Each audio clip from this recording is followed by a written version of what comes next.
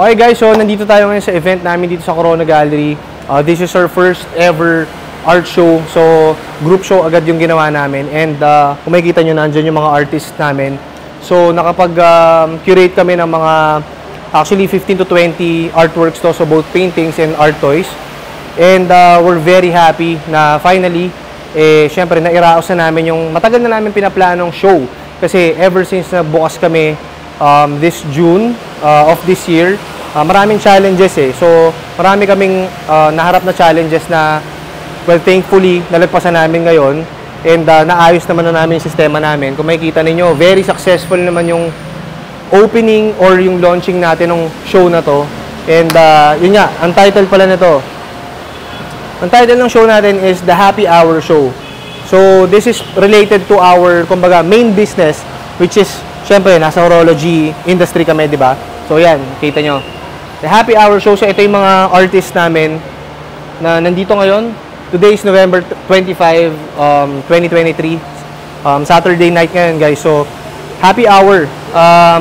Ayun, hindi naman kami nakapag-invite masyado ng ano kasi very private medyo private lang muna, family and friends, ganyan.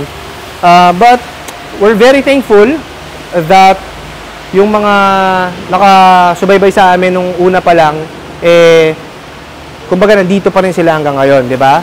Kasi parang medyo alanganin yung una namin ginawa na parang confusing sa iba na art gallery ba sila or horology business ba sila. But eto na, pinakita na namin ngayon, nagawa na namin ngayon yung gallery aspect nitong negosyo natin. So, yan, Corona Gallery guys. Welcome and kita-kita tayo dun sa loob.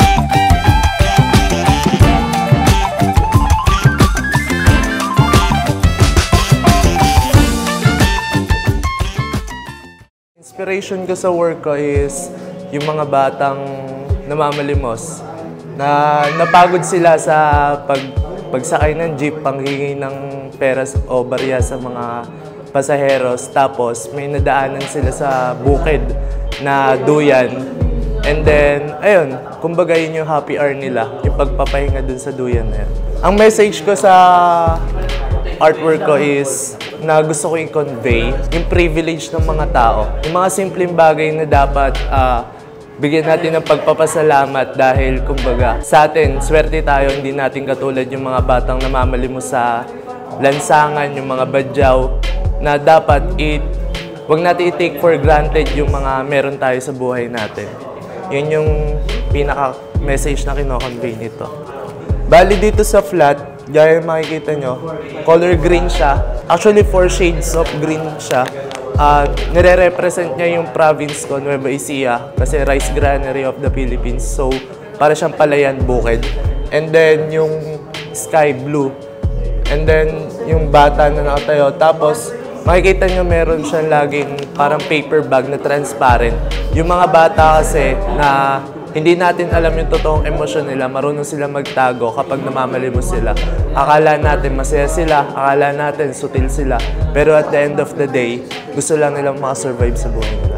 Yung mga pyesa ko, in general, is very personal. So, lahat sila merong pinanggagalingan na certain situation or memory. So, ayan, this piece is inspired by the feeling of waiting and helping someone to grow, ganun. So, ako kasi feeling ko yung nature ko bilang isang tao is very nurturing talaga yung gusto kong mangyari sa kanila. Parang gusto ko tulungan sila to be the best that they can be. So, ayun. Ganyan siya. Kaya siya may uwak dito na parang inaalagaan. Yung emotions na gusto ko sana dito is very comforting lang and very light yung mood. Hence the choice of colors. Kasi parang yung mga gawa ko before was so dark and very sharp siya. So ngayon parang nagbigay naman ako ng bago sa mga tao na gawing light siya para mas makakonekta sila dun sa artwork ko, which gusto nga niya magbigay ng comfort or inspiration na sa atin, we can always help someone or somebody to be the best that they can be. I'm an oil painter, so oil paint siya lahat. Yung technique na ginamit ko, gumawa lang ako ng parang mixture niya with linseed oil and turpentine para makuha ko yung flowy texture nito. So, actually, hindi ito planado yung paggawa ko nitong mga parang scratches or something. Hinahayaan ko lang yung sarili ko maging malaya dun sa artwork ko. Ayan. So, medyo marami nga nagsasabi na iba daw yung hagod ko ngayon. It's more smooth, it's more parang delicate. So, I think it ties together talaga yung inspiration ko, yung message, yung emotion ng piece ko dun sa ginawa kong technique and choice of material. Ang title tong artwork nito is Delayed Release. So, ang inspiration ko rito is yung dati kong ginagawa noon na napigil kasi nagsulputan yung mga COVID pandemic. Tapos, nagkasakit yung asawa na mild stroke siya. Nagkaroon ako ng realization na itutuloy ko pa ba yung pagiging artist ko or susuko ko na. Mag-iiba na lang ako ng career, magkakabuhayan. Naisip ko na ilaban na lang din. So, itong artwork na to, ito yung homage ko sa bawat tao na lumalaban kahit na nasa gitna siya ng pagsubok na kailangan tatagan mo lang at maniwala ka sa kakayahan mo na ang oras, umiikot siya. Minsan talaga, panghinaan ka ng loob pero at the end of the day, ikaw pa rin ang magde-decide para sa sarili mo kung ilalaban mo ba ang pangarap mo or mananatili ka na lang amang na mahina. Ang mensahe ko lang para sa artwork na to is ang tawag sa kanya ay teleserye. So makikita nyo na puro lukot. At symbol siya ng isang tao na habang bata nagkakaroon siya ng malawak na karanasan. Hanggang sa tumanda siya, yung lukot na yan yung marka ng kanyang pagiging matalino at katandaan. Ibig sabihin, tumanda siya nang merong natututunan. Yun yung mensahe ko dito para sa artwork na to, na hanggat meron ka pang buhay, gawa ka lang ng gawa. Manatili ka lang sa gaan mo, pag pinaglalaban mo. Okay, so itong year na to, ito yung nag-start ako mag-produce ng mga arcade-inspired. Actually, meron akong isang series of works na arcade shape talaga.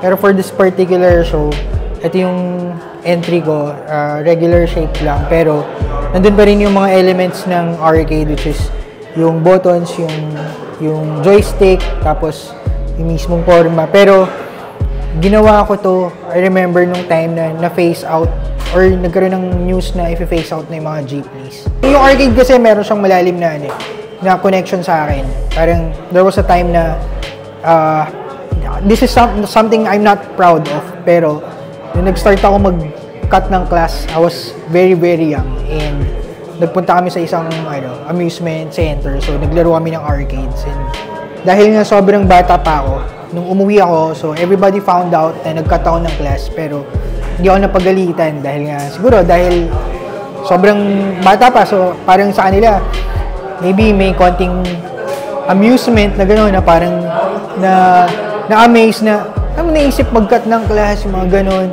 So dahil di ako napagalitan, feeling ko, naging factor yun na parang ang lakas ng loob ko, naging risk. Sobrang ako mag-take ng risk, sobrang reckless, parang sige lang, pag may pumasok sa isip ko, gagawin ko. So, ayun, arcade shape, tapos yun nga yung jeepney.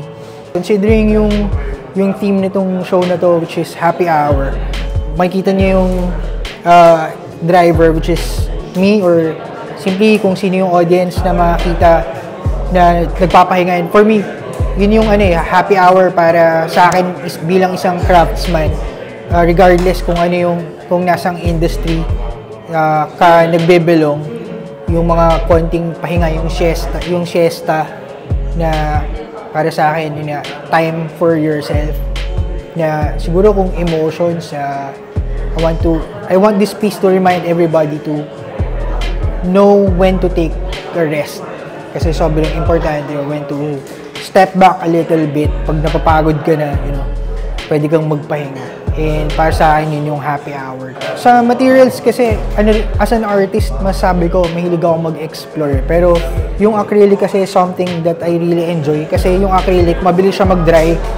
So, dahil mabilis siya mag-dry, kailangan mabilis din yung mga brush strokes mo, ganun. Pag meron kang gustong ma-achieve, kailangan, yun nga, alert ka, ganun, kasi hindi mo pwedeng maiwan siya. Otherwise, paint ka na naman ng panibagong layer, ganun. Tapos, yan, acrylics, very vibrant. And when it comes to techniques, as somebody na self-taught, parang dahil nga nag-enjoy ako sa pagpipaint, nakaka-discover ako ng iba-ibang brush strokes na yun, nagagamit ko sa mga piece na ginagawa ko. So, yung character ko kasi as a graffiti artist is the Lego Man. So, na-develop ko yung Lego Man during the pandemic. Ang nun is to communicate sa mga tao kasi medyo depressing ng panahon ng pandemic eh. So, nag-isip ako ng character na pwedeng kumunik sa mga tao, mapasaya sila sa daily lives nila habang nag-travel sila during the pandemic. So, na-develop yung Lego Man as a character. So, yung message ko dito sa mga pyesa ko, gaya nga nasabi ko kanina, is kumunik sa mga tao sa paligid kasi bukod sa art toys, ginagawa ko rin itong mga pieces ko sa streets. So, pinipaint ko rin siya sa kalsada. And ito yung physical na pyesa niya na pwedeng maka-interact ng mga tao. Like, for example, itong piece na to, galing to sa Project Hulmahan. Ang symbol kasi ng Hulmahan na to is yung sa Marikina, yung mga sapatos, kung gaano naging resilient yung mga shoemaker doon. So, sabi ko, paano ko maibibigyan ng katarungan yung mga gumagawa ng sapatos sa Marikina is sa pagiging gawing siyang tangke, ay isang symbol din ng resiliency. So, yun po yung message ko sa piece ko, is resiliency and yung positivity. So, here's the work. It's evident na about just a chismis. Ang theme kasi ng exhibit is happy hour, and kailangan ko tumingin beyond sa alcoholic drinks. Ano yung laging present na sa inuman na may same effect ng alcohol. And most Filipinos, sa inuman ng mga Filipinos, laging present ang chismis. And inspiration ko yung kanta ni Rico Blanco na Chismis. Hindi ako nagka-convey na chismis is a bad thing. I'm just stating na lagi siyang present sa usapang Pilipino na may inuman. So, ayun. Ang goal ng work ko is parang merong silang mga pinag-uusapan. Parang ano siya eh, kapag happy hour, ang naiisip ko mga character sa Alice in the Wonderland. Karamihan ng Alice in the Wonderland may mushroom na kapag kumain yung main character ng mushroom, lumalaki siya or lumiliit, depende sa epekto. And merong si Mad Hatter and si Mr. Rabbit. And gusto ko siya incorporate sa work ng happy hour kasi may scene doon ng parang tea party na kung saan para silang tea lang naman ininom nila, yet para silang wala sa state of sanity. So, para silang mga lasing. And Yun ang pinakita ko. And floating heads na parang gustong makichismis at hindi naman part ng conversation yet. Lumalabas na lang sila sa mga dingding at mga lupain para makakilig sa juicy na chismis. Acrylic lang ginamit ko. So for techniques, gumamit lang din ako ng tape para magkaroon ng balance ng yellow dito and tape here as well as here. And acrylic, yun lang. Acrylic on canvas.